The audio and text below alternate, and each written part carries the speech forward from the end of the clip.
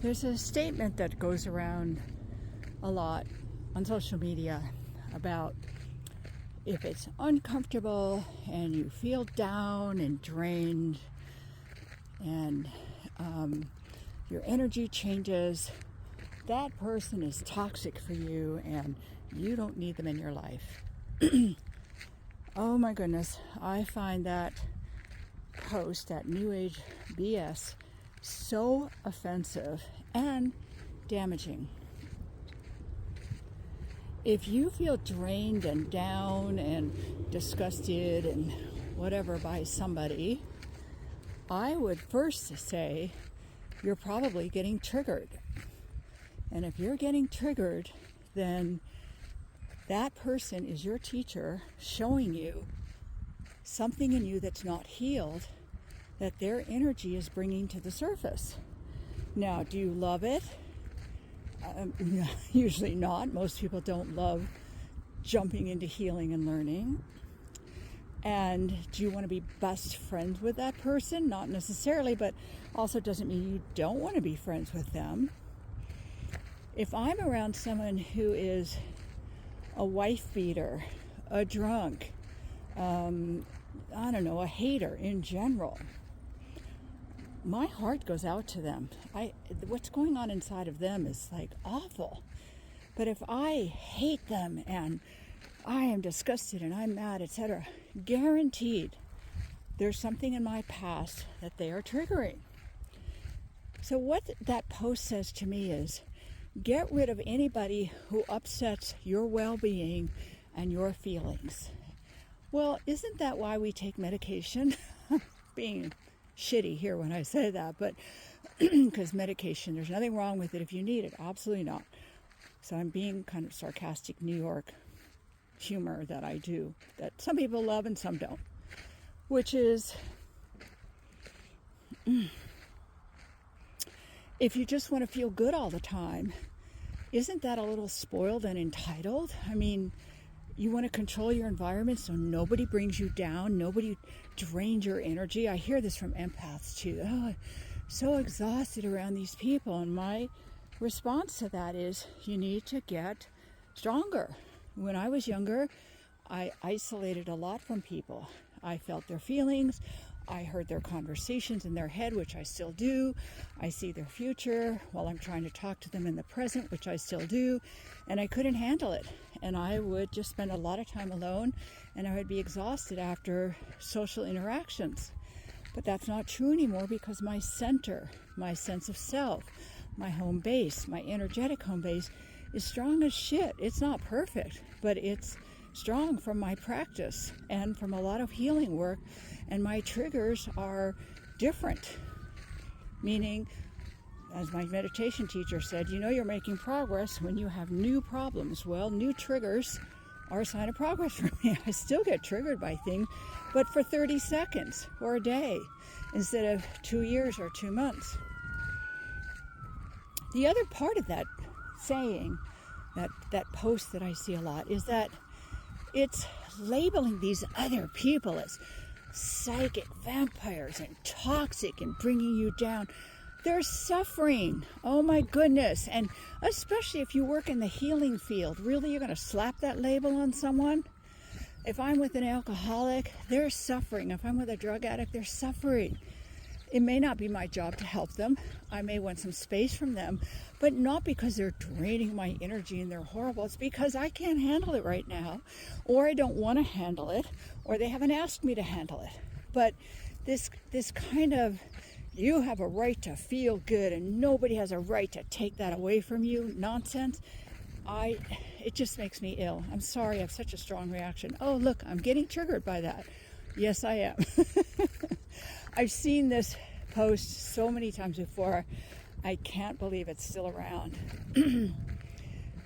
So, when I worked with the poorest of the poor in America, and their vibes are not up and happy and hopeful and gracious and loving, and no, people are struggling, they're hurt, they're angry, they're suspicious, etc. Can't we separate that out? Why does that have to be called toxic and psychic vampirism? Well, you can do that if you're aiming for a life of entitlement and you're aiming for a life where you get to be right all the time. That's your first position that you go to. Where I go to first is this triggering me? And if so, I wonder if there's something for me to learn. And my other question is, what kind of self-care do I need right now before I make a decision that someone is, quote, toxic for me? And honestly, the more healed you are, the stronger you are, the better your practice, the more you're connected to self and spirit, the less toxic people are out there. The more you just see people for the pain and suffering and unresolved issues they have that make them act in ways that are mean to others, selfish, grabby, egomaniacal, etc. I have found people that push that message of, if they bring you down in any way, you don't need them in your life.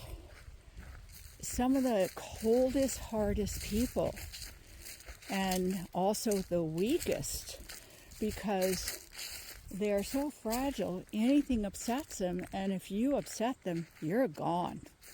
And not only are you gone, you're not gone because they say, oh, I can't handle it. You're gone because you're toxic. You're horrible. How the heck do you heal if you can't be around people and be in a horrible place? I mean, isn't that exactly what your community is for? Your close friends, your family, your healing community? That you can show up a mess and they can not get swamped by it or ruined by it or blame you for it, but instead just go, wow, you're having a hard time. Hold on, let me pull myself together here, and so I can, hang around and handle this energy. Or, wow, I can feel how you're having such a hard time, and you know what? I'm having a bad day too, so I think I need some space, and I'm so sorry I can't be there for you. I don't see those posts. So for those of you who get those messages from people that you're toxic and you're a drain and you're negative energy and you bring people down and I can't handle your vibe, I am so sorry. I hope that you learn that it's always two people involved. You may be in a bad place, but that's triggering them also, and they're unhealed in that area that they're getting triggered. We are not that powerful to ruin somebody's life with our bad vibes. If you're a cult leader, you're deliberately manipulating people, but usually cult leaders do exactly what this post says. It makes you feel good. They're not toxic. They leave you up with energy. You feel empowered all the time. People do that on purpose to bring you in. And yet here we are saying that's what we want. I don't think so.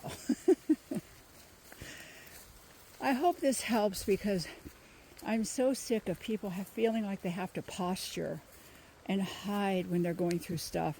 And I'm so sick of this sort of arrogant, entitled point of view that New Agers have of, if you're upsetting my energy, there's something wrong with you. And I feel so sorry for the spouses of people like that, and the children of people like that, and the employees of people like that. Wow. So hang on to your perceptions that we are not responsible for other people's feelings and energies. Yes, we want to be polite and considerate and kind, absolutely. But if somebody's going to go off about your energy, that is their problem. And you may be able to help them, and you may not. But you are not Satan running around ruining people's lives so that you should remove yourself so you don't harm more people because you don't feel good that day. I hope that message gets through. And we're at the stream, which is running, which is so unusual in the summer. So I'm going to give you a minute here of let's let that horrible nonsense wash away. of that stupid idea that if you're in a bad mood and you affect someone else's energy, you're toxic and they should stay away from you.